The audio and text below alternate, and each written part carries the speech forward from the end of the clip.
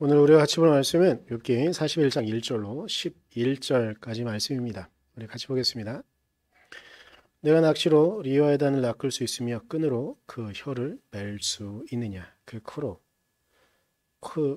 코를 줄로 꿰 수 있으며 갈고리로 그 턱을 꿰 수 있느냐. 그것이 내게 살려달라고 애원할 것 같으냐. 그것이 내게 자비를 베풀어 달라고 빌 것 같으냐.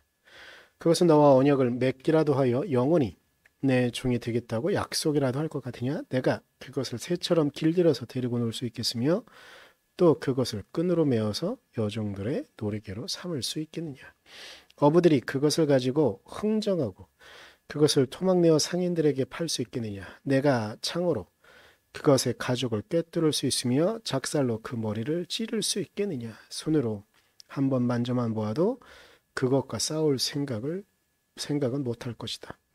리워야단을 보는 사람은 쳐다보기만 해도 기가 꺾이고 땅에 고꾸라진다. 그것이 흥분하면 얼마나 난폭하겠느냐. 누가 그것과 맞서겠느냐.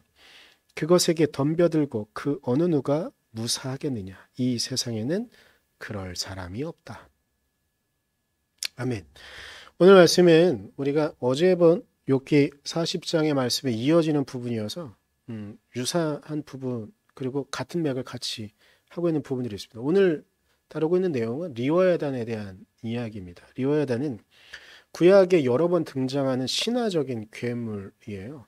보통 사람들은 악어가 가장 가까운 그런 모습들이 아닐까? 그리고 악어의 모습을 들은 사람들이 상상한 모습이 아닐까? 이렇게 말하는 이들도 하긴 하지만 우리에겐 정확한 이 정치가 들어져 있지 않긴 하지만 구약의 사람들에 의하면 창조의 역사 가운데 며칠쯤에 지어졌다 이렇게 이야기합니다. 거의 전설과 같은 그런 이야기들입니다.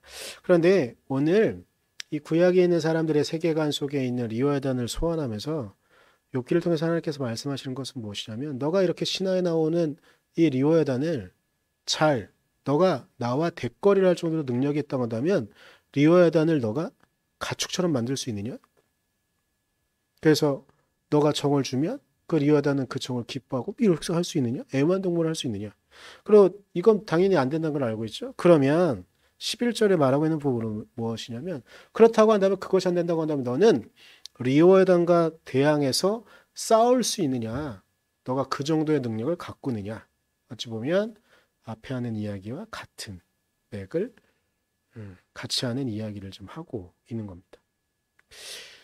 정리를 하자면 리워야단에게도 대항하지 못하면서 하나님께 대항할 수 있다고 말하는 너는 어떤 생각을 갖고서 그런 말을 한 거냐라고 묻고 따지시는 겁니다. 근데 여기서 하나 문제되는 것들이 그리고 우리에게도 계속 문제를 제시하고 있는 것들이 이제 무엇이냐면 우리의 힘과 지혜로는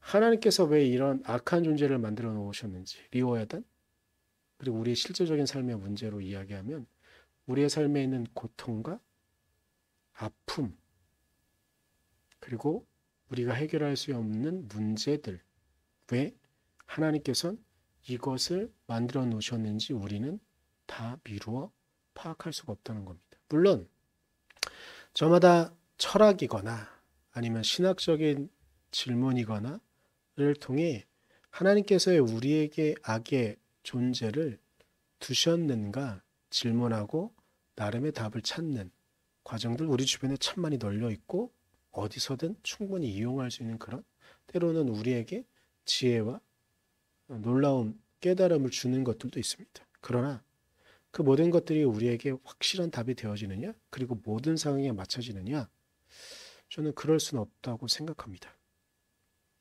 그렇다고 한다면 우리가 할 수 있는 것은 무엇일까?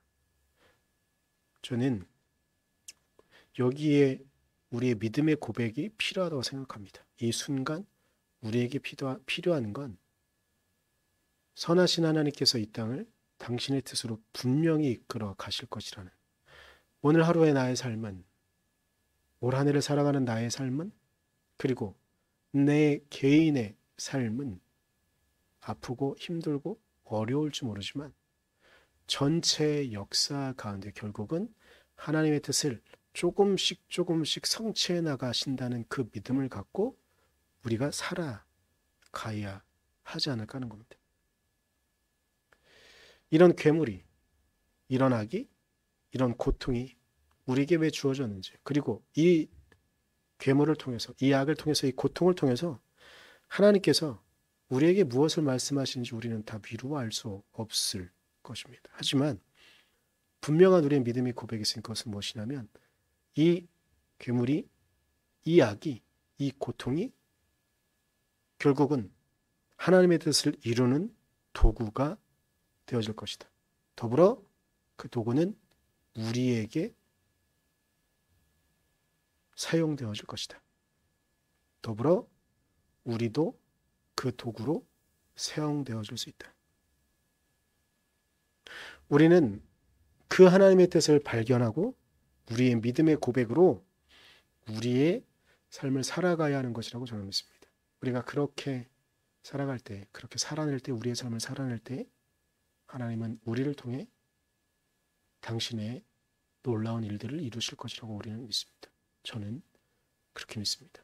우리가 그 믿음을 갖고, 그 믿음의 고백을 갖고 이 땅을 살아갈 수 있기를, 하나님의 능력으로 우리가 진정으로 이 땅을 살아갈 수 있기를 간절히, 정말 간절히 소망해 봅니다. 기도하겠습니다. 주님, 우리가 주님 은혜 안에 있기를 소망합니다. 우리가 믿음의 고백으로 이 땅을 살아가게 하시고 우리의 삶에 있는 수없이 많은 장애와 악들과 괴물들의 이야기들이 우리를 때로는 괴롭히고 우리를 때로는 죽음 직전까지 몰고 갈 때에도 우리가 믿음으로 이 모든 상황들을 통해 우리에게 말씀하신 하나님의 은혜를, 하나님의 이끄심을 우리가 믿음으로 고백할 수 있도록 하나님 우리를 지켜주시고 우리를 이끌어 주시옵소서. 당신께서만 그렇게 온전히 우리를 이끌어 주시길 간절히 소망하며 예수님의 이름으로 기도드렸습니다. 아멘.